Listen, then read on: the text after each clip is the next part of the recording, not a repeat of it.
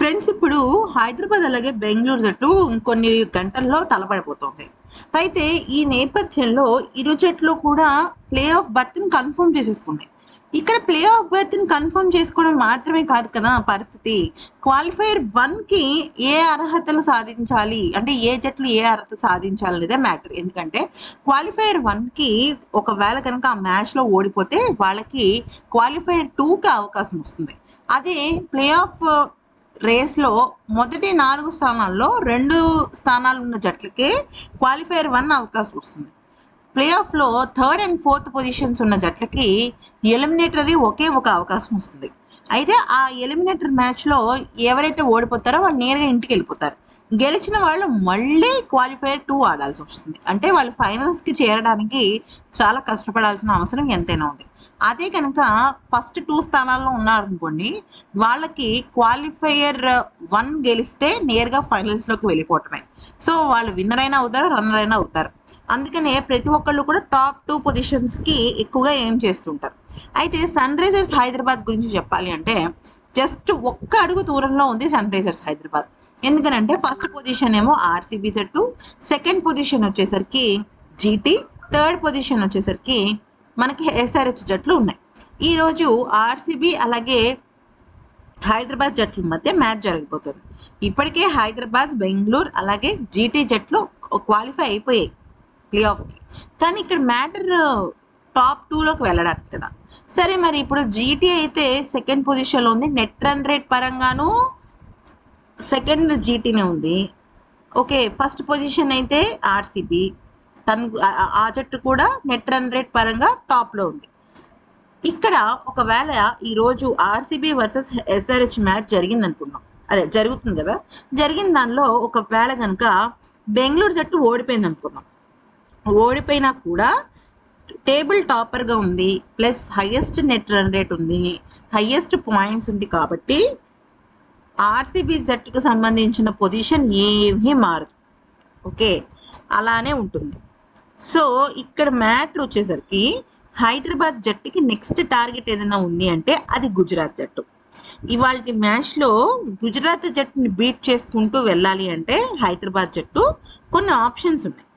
అదేంటి అంటే ఒకవేళ కనుక ఆర్‌సీబీ పైన సన్ రైజర్స్ హైదరాబాద్ విజయం సాధిస్తే పాయింట్ల పట్టికలో ఆసక్తికరమైన దృశ్యం వస్తుంది.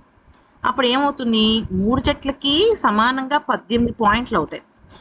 అయితే పాయింట్లు సమానంగా నెట్ రన్ రేట్ కీలకంగా మారుతుంది కాబట్టి ఇక్కడ ఆర్‌సీబీ టాప్. సో ఓడిపోయినా కూడా మారదని ఇందాకే చెప్పుకున్నాం. సెకండ్ పొజిషన్ ఏంటి, జీటీ వచ్చేసరికి జీటీ ఇప్పుడు ఎంత ఉంది అంటే ఇక్కడ చూసినట్టయితే మీరు 0.6లో ఉంది. ఓకే.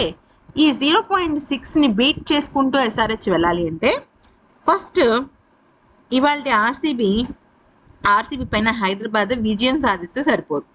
జస్ట్ విజయం సాధిస్తే 3వ స్థానంలో ఉండాల్సిన హైదరాబాద్ జట్టు హైదరాబాద్లోనే ఉండిపోతుంది.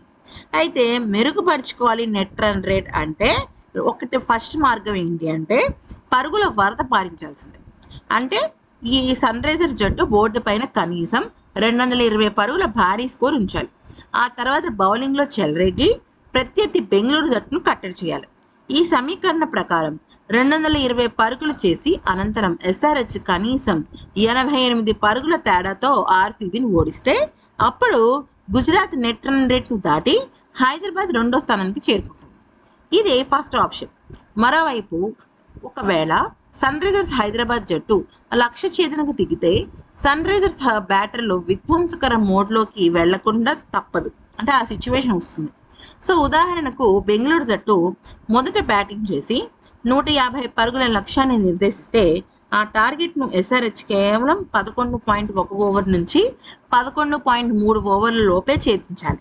అంటే దాదాపుగా టీ20 మ్యాచ్ను వాళ్ళు కాస్త టీ10 మ్యాచ్ లాగా ఆడి బౌండరీల వర్షం కురిపిస్తే సన్ రైజర్స్కు ఆశించిన టాప్ 2 స్థానం దక్కుతుంది. అంటే ఇక్కడ పరిస్థితులు ఎలా ఉండాలి అంటే ఆర్‌సీబీ జట్టు చాలా తక్కువ స్కోర్ చేయాలి. ఆ తక్కువ స్కోర్ని కూడా హైదరాబాద్ జట్టు చాలా అంటే చాలా తక్కువ ఓవర్లలో అంటే జస్ట్ 10 ఓవర్స్లో సాధించారు. ఈ 2 సమీకరణాల్లో హైదరాబాద్ ఏది సాధించినా క్వాలిఫైయర్ 1 ఆడే లక్కీ ఛాన్స్ దక్కుతుంది. అయితే మరి సరే నిజంగానే థర్డ్ పొజిషన్లో ప్లే ఆఫ్ అంటే ఓకే, ఇది బాగానే ఉంది. మరి ఇప్పుడు మిగతా 4వ స్థానం పొజిషన్ ఏంటి అనేది కనుక చూస్తే ఇక్కడ మనకి ఇంకొక విషయం అర్థమవుతుంది. అదేంటి అంటే ఆర్సీబీ, జీటీ, ఎస్ఆర్హెచ్ ఈ 3 జట్లు ప్లే ఆఫ్కి వెళ్ళిపోయాయి. ఇక రేస్లో ఉన్నది 3 జట్లు మాత్రమే. అది ఏంటండి అంటే రాజస్థాన్, పంజాబ్, కోల్కతా. ఈ 3 జట్లు కూడా 13 మ్యాచ్లు ఆడాయి. కానీ పంజాబ్కి, కోల్కతాకి ఏమైందంటే వర్షం కారణంగా ఒక మ్యాచ్ రద్దు అవ్వడంతో అందరికీ ఈవెన్ నెంబర్స్లో అంటే 14, 16, 18 ఇలాగా ఈవెన్ నెంబర్స్లో వాళ్ళకి పాయింట్స్ ఉంటాయి. కానీ మ్యాచ్ రద్దు అవ్వడం వల్ల చెరొక పాయింట్ వచ్చింది కాబట్టి పంజాబ్, కోల్కతా జట్లకి 13 పాయింట్లే ఉన్నాయి. సో ఒక్క పాయింట్ వీళ్ళని చాలా అంటే చాలా దూరం చేసేసింది. ఆ వర్షం కారణంగా పంజాబ్ జట్టు చాలా ఇబ్బందుల్లో పడింది, ఈవెన్ కోల్కతా కూడా. ఎందుకంటే పంజాబ్ జట్టుకి నెట్ రన్ రేట్ పరంగా రాజస్థాన్ కన్నా ఎక్కువ నెట్ రన్ రేట్ ఉంది. ఇప్పుడు రాజస్థాన్ జట్టు మిగిలిన ఒక్క మ్యాచ్ గెలిచిందనుకోండి, సమీకరణాలతో సంబంధం లేకుండా 4th పొజిషన్లో ప్లే ఆఫ్కి వెళ్ళిపోతుంది. ఒకవేళ కనుక పంజాబ్ జట్టు గెలిచిందనుకోండి, పంజాబ్ జట్టు గెలిచి రాజస్థాన్ జట్టు ఓడిపోతే పంజాబ్ జట్టు వెళ్ళిపోతుంది అనమాట. ఎందుకంటే వీళ్ళకి నెట్ రన్ రేట్ చాలా బాగుంది. మరి ఇక కేకేఆర్ విషయంలోకి వచ్చినట్టయితే పంజాబ్, రాజస్థాన్ జట్లు రెండో ఓడిపోయి కోల్కతా జట్టు గెలిచిందనుకోండి, అప్పుడు 15 పాయింట్స్తో కొద్దిగా మెరుగైన నెట్ రన్ రేట్తో, అంటే ఇప్పుడు వీళ్ళిద్దరు ఓడిపోయారు కదా పాయింట్స్ పట్టికలో, మరి వీళ్ళిద్దరు తక్కువ ఉంటారు కాబట్టి అప్పుడు కోల్కతా జట్టు 4th పొజిషన్లోకి వెళ్తుంది అనమాట. సో ఈ రకంగా ఈ 4వ స్థానం కోసం ఏకంగా 3 జట్లు పోటీ పడటం జరుగుతుంది. 3 జట్లతో పాటుగా పరిస్థితులు కూడా నెట్ రన్ రేట్ అనేది మారుతుంది. ఒకవేళ కనుక ఆ రోజు వర్షం పడకపోయి ఉంటే మేబీ కోల్కతా కానీ పంజాబ్ కానీ గెలిచి ఉండేది. ఆ ఊపు ప్రకారం చూస్తే ఖచ్చితంగా పంజాబ్ జట్టే గెలిచే అవకాశం ఖచ్చితంగా కనిపించింది. సో పంజాబ్ జట్టు ఇప్పటికి ప్లే ఆఫ్ బర్త్ని ఆల్మోస్ట్ కన్ఫర్మ్ చేసుకుని ఉండిండేది, లేదంటే ఇప్పుడున్న రాజస్థాన్ ప్లేస్లో ఉండుండేది.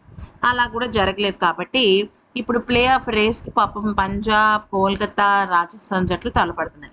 ఇంకొక మాటలో చెప్పాలంటే రాజస్థాన్కి రాబోయే మ్యాచ్ అనేది డూ ఆర్ డై మ్యాచ్ అనమాట, ఈవెన్ పంజాబ్ జట్టుకు కూడా. కానీ పంజాబ్ జట్టుకి ఏంటంటే ఒకవేళ రాజస్థాన్ గెలిస్తే అసలు ఇంకా ఆప్షన్ లేదు, పక్కకి వెళ్ళిపోయినట్టే.